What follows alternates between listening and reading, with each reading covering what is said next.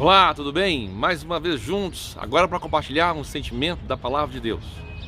Quero falar nessa manhã sobre a parábola do semeador. Trazer aqui alguns ensinamentos que eu creio que são muito importantes.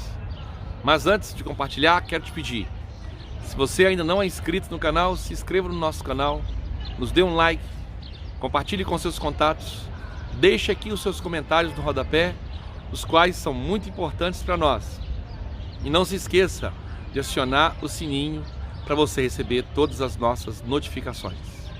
Bom, o texto que vamos abordar aqui, você encontra lá em Mateus capítulo 13. Eu não vou ler Mateus 13. Você encontra também em Marcos capítulo 4 ou Lucas capítulo 8.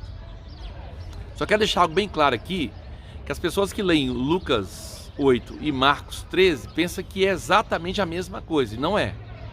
Se eu perguntar para você assim, qual o significado de semente em Lucas capítulo 8, você vai responder assim, é a palavra de Deus. Eu digo, tá certo, porque Lucas 8:11 vai dizer, este é o sentido da parábola. A semente é a palavra de Deus, tá certinho. Mas se você ler lá em Mateus capítulo 13, versículo 4, que fala que uma beira caiu, uma semente caiu à beira do caminho, e depois veio as aves a comeram, e depois vai explicar no versículo 19, todos aqueles que não entendem, vem Satanás e arrebata, aquele que foi semeado no coração. E se você ler ainda Mateus 13, 38, que fala assim, este é o sentido, o campo é o mundo, e a boa semente são os filhos do reino. Aí, tem um outro conceito para semente aqui, ó. E a boa semente são os filhos do reino.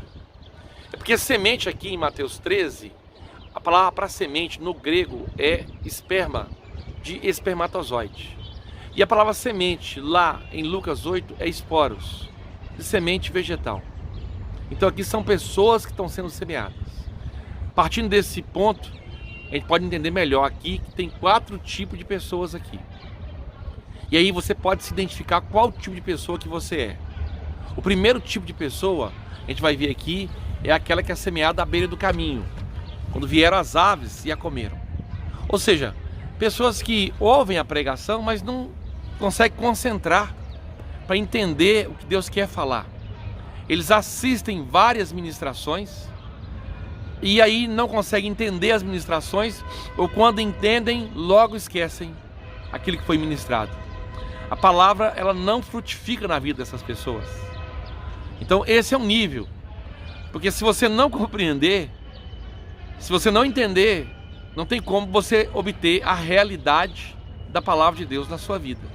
Então, o Logos, ou a palavra escrita, a compreensão dela é muito importante para a gente ter o rema, que é a palavra revelada, ou a palavra experimentada. O segundo nível de pessoas, aqui fala da semente que caiu em pedregais. Ela nasce, é verdade, mas ela não tem muita raiz.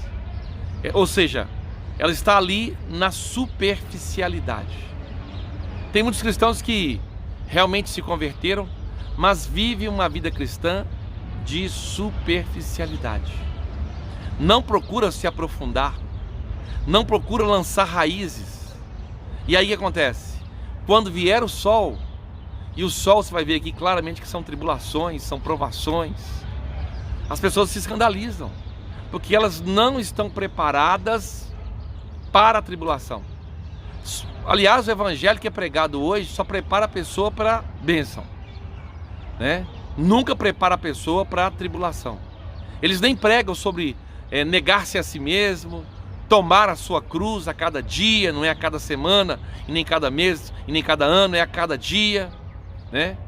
E seguir o Senhor. Eles não pregam isso. Então essas pessoas vivem na superficialidade. Elas não têm raiz, né? Você vai ver que o sol representa a tribulação. Paulo escreve dizendo assim, quando vierem as tribulações, quando vierem as dificuldades, quando vierem as necessidades, as injúrias, está lá em 2 Coríntios capítulo 12, versículo de número 10. Paulo diz assim, eu me alegrarei, porque o seu poder se aperfeiçoa na fraqueza.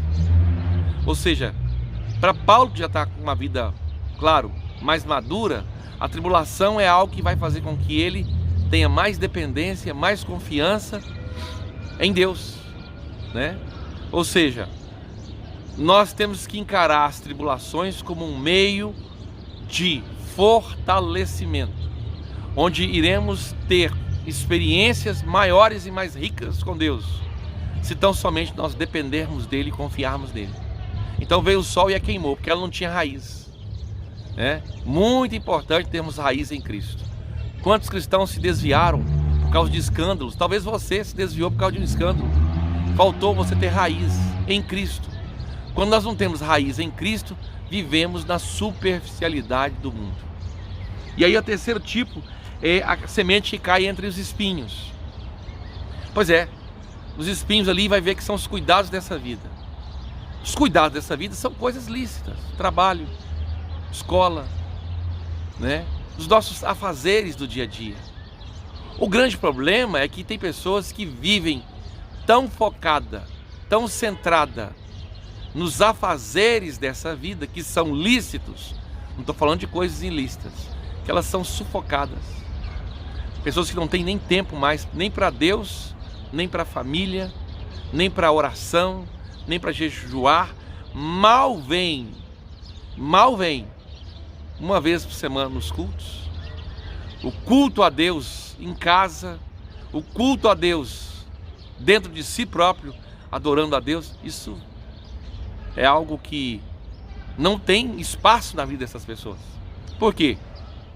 Porque essas pessoas são pessoas que estão sendo sufocadas. Elas vivem num ativismo constante. E aqui é um tipo de semente que caiu entre os espinhos. Os cuidados dessa vida sufocam, né? Essa pessoa já não tem paz, ela não tem experiência com Deus.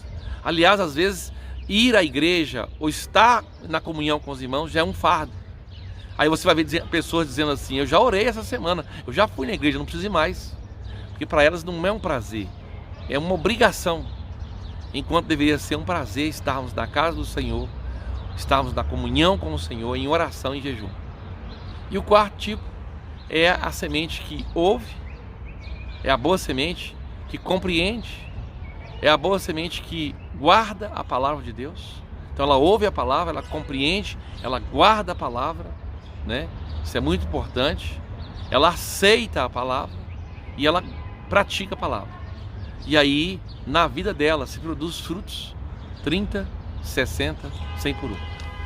Que nós possamos ser uma boa semente, que possamos produzir frutos de justiça, fruto do Espírito, para a glória de Deus. Nessa manhã, eu quero declarar: você é um filho de Deus, é abençoado de Deus. Deus te plantou para produzir frutos para a glória dele. Deus te abençoe e até o próximo vídeo.